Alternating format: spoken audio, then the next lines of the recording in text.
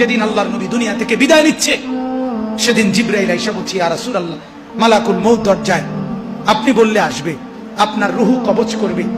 আল্লাহর নবী বলেন, আল্লাহকে জিজ্ঞেস করো জিবরাইল, আমি যদি আমার আল্লাহর কাছে যাই, আমার উম্মতের সাথে আমার আল্লাহ কি আচরণ করবেন, ওটা বলো, তারপরে আমি যাব।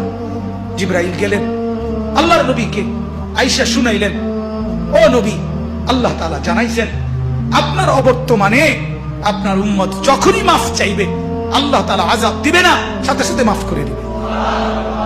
আপনি যেমন মাফ চাইছেন তখন যেমন মাফ করছে, আপনার অবর্তমানে আপনার উম্মত নিজে নিজে মাফ চাইলেও আমি আল্লাহ মাফ করে দিই। এতদিন তো কে মাফ চাইছে? নবী নিজে মাফ চাইছে। এখন তো আপনি না থাকলেও আমি ওয়াদা দিলাম, আপনার উম্মত যদি নিজে নিজেও মাফ চায়, আমি মাফ করে দিই। নবী বললেন, তাহলে জিবরাইল, মালাকুল মউতকে বলো আমার জান কবজ করতে। তাহলে সারাটা জীবন তিনি ভাবলেন উম্মতের কথা। আজ যখন তিনি দুনিয়া থেকে বিদায় নিচ্ছেন, তখনও ভাবছেন কার কথা?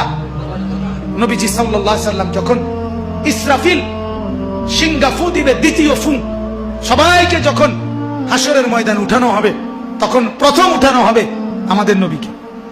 হাদিসে আছে 4 ফেরেশতা জিবরাইল, মিকাইল, ইসরাফিল, আজরাইল আসবেন নবীজির রওজা মুবারকে। এসে সবার পক্ষ থেকে জিবরাইল ডাক দিবে, ইয়া রাসূলুল্লাহ, হাসরের ময়দানে যাওয়ার জন্য আপনি কবর থেকে ওঠেন। হাদিসে আছে আল্লাহর নবী সাল্লাল্লাহু আলাইহি সাল্লাম কবর থেকে চোখ মেলবেন, আর উঠে দাঁড়াইতেই কপালের বালু মুছতে মুছতে তাকাইয়েই বলবেন প্রথম কথা, জিবরাইল, তোমরা শুধু 4 জন ফেরেশতাই আসলা আমাকে নেওয়ার জন্য, আমার উম্মত আসে নাই। আমার উম্মত কোথায়? আমার উম্মতের হালাত কি? আমার উম্মত কি আমার বর্তমানে জাহান্নামে চলে গেল নাকি?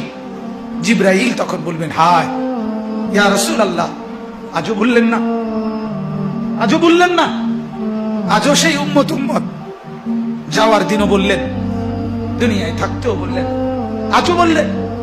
আপনার উম্মতের এখনো উঠেই নাই, এখনো তো কবর থেকে কেউ তুলেই নাই, আপনাকে তুলেই বাকিদেরকে উঠানো হবে। আল্লাহ নবী বললেন, তাইলে চলো, তাইলে ঠিক আছে, চলো হাসরের মাঠে।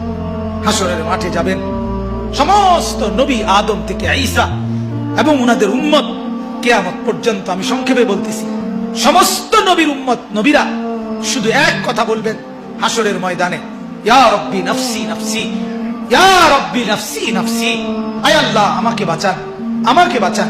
সমস্ত ফেরেশতারাও বলবে, আল্লাহ আমাকে বাঁচান। সমস্ত জিন বলবে, আল্লাহ আমাকে বাঁচান। পুরা হাসরের মাঠে একই শব্দ, আল্লাহ আমাকে